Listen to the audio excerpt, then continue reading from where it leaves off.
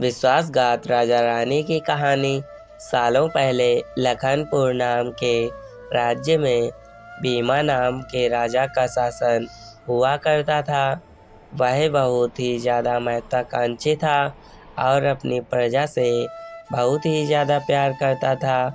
उनके राज्य में चारों ओर खुशहाली ही खुशहाली थी, लेकिन राजा रानी खुद हमेशा दुखी रहते थे। उनके पास धन दौलत शोहरत सब कुछ था, लेकिन उनकी संतान नहीं थी। संतान पाने के लिए राजा और रानी पूजा पाठ जप तप सब करके देख चुके थे, लेकिन कोई भी फायदा नहीं हुआ। एक दिन महर्षि के कहने पर राजा ने महायज्ञ कराने का फैसला किया। यज्ञ और भगवान के प्रताप से राजा को एक बहुत ही ज़्यादा सुंदर कन्या की प्राप्ति हुई।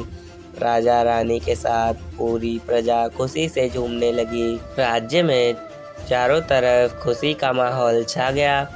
राजा ने सारे नगरवासियों को पिता बनने की खुशी में भोज पर आमंत्रित किया। धीरे धीरे समय बीतने लगा। राजकुमारी बड़ी होने लगी। वह काफ़ी ज़्यादा सुंदर और बहुत ही ज़्यादा गुणवान थी। राजा रानी उसे देखकर बहुत ही ज़्यादा खुश रहने लगे, लेकिन एक दिन उनकी खुशी को मानो जैसे नज़र सी लग गई हो। राजकुमारी बीमार पड़ गई। बड़े बड़े वैद्य नीम हकीम सब इलाज से जुटे, लेकिन कोई फ़ायदा नहीं हुआ। दिन प्रतिदिन राजकुमारी की हालत बहुत ही ज़्यादा बिगड़ती जा रही थी। राजकुमारी के ऊपर कोई दवा असर नहीं कर रही थी। राजा को यह लगने लगा कि एक बार वे फिर निसंतान हो जाएंगे।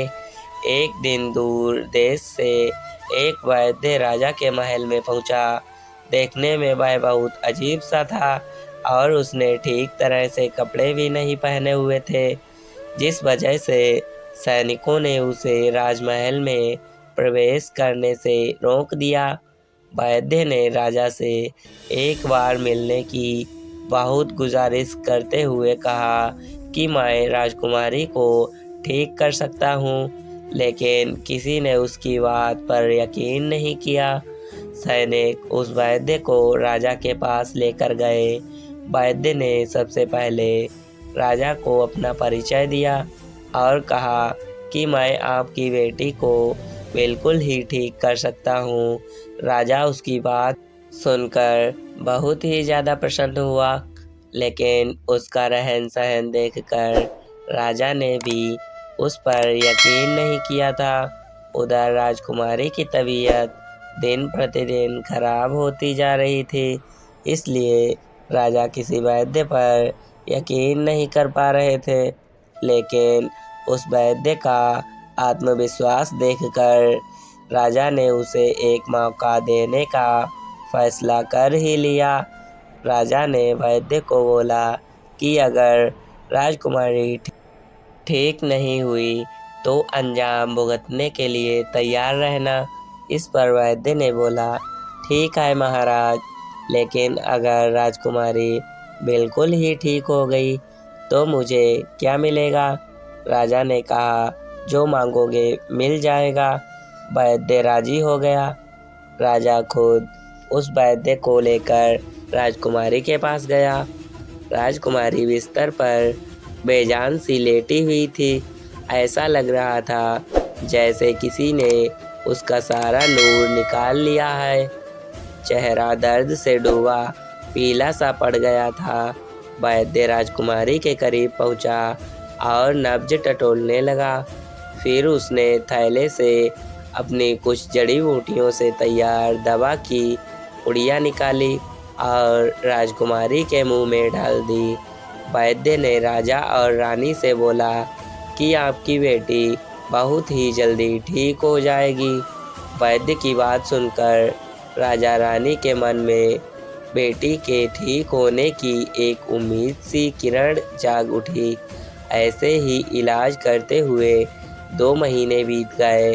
धीरे धीरे राजकुमारी की हालत में बहुत ही ज़्यादा अच्छा सुधार होने लगा था। उसके चेहरे की चमक लौटने लगी। राजा रानी के चेहरे की खुशी भी झलकने लगी थी। एक दिन वैद्य ने राजा से कहा, महाराज, राजकुमारी अब ठीक हो गई हैं। ये 1 महीने की पुड़िया बनाकर दे रहा हूँ। इसे समय पर राजकुमारी को खिलाते पिलाते रहना। इसके बाद राजकुमारी पूरी तरह स्वस्थ हो जाएंगी। यह बीमारी दोबारा उनके पास भी नहीं फटकेगी।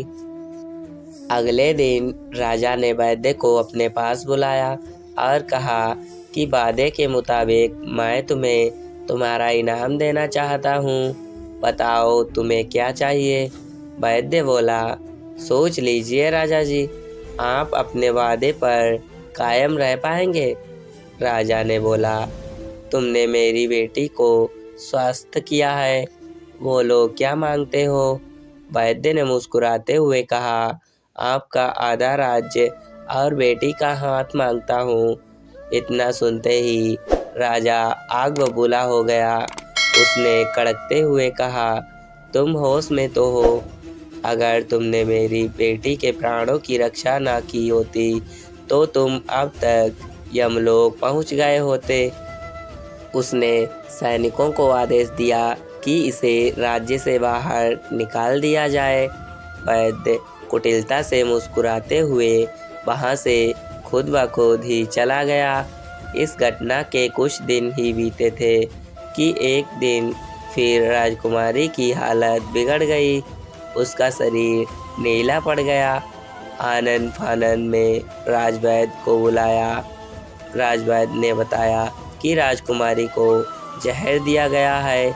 इसका तोड़ किसी के पास नहीं है। कुछ देर बाद राजकुमारी ने दम तोड़ दिया।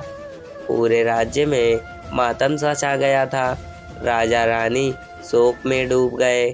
छानबीन में पता चला कि वैद्य ने राजकुमारी को 1 महीने खाने के लिए जो पुड़िया दी थी, उनमें से ही एक पुड़िया में जहर था। वैद्य को पहले ही शक था कि राजा उसकी बात नहीं मानेगा, इसलिए उसने एक पुड़िया में जहर भरकर रखा था। उसने सोचा कि अगर राजा शादी के लिए मान जाता है तो वह जहर वाली पुड़िया हटा देगा, लेकिन अगर नहीं माना तो इसकी सज़ा राजकुमारी को भुगतनी ही पड़ेगी। वैद्य की चाल कामयाब हो ही गई। तो दोस्तों, इस कहानी से हमें क्या सीख मिलती है? तो दोस्तों, इस कहानी से हमें यह सीख मिलती है कि अगर किसी से कोई वादा किया है तो उसे पूरा ज़रूर करना चाहिए। तो दोस्तों, यहाँ पर कहानी समाप्त होती है। यदि हमारी कहानी आप लोगों को अच्छी लगी हो तो प्लीज़ वीडियो को लाइक, शेयर और चैनल को सब्सक्राइब अवश्य कर लें। मिलते हैं फिर से कोई अगली कहानी में। आपका दिन शुभ हो।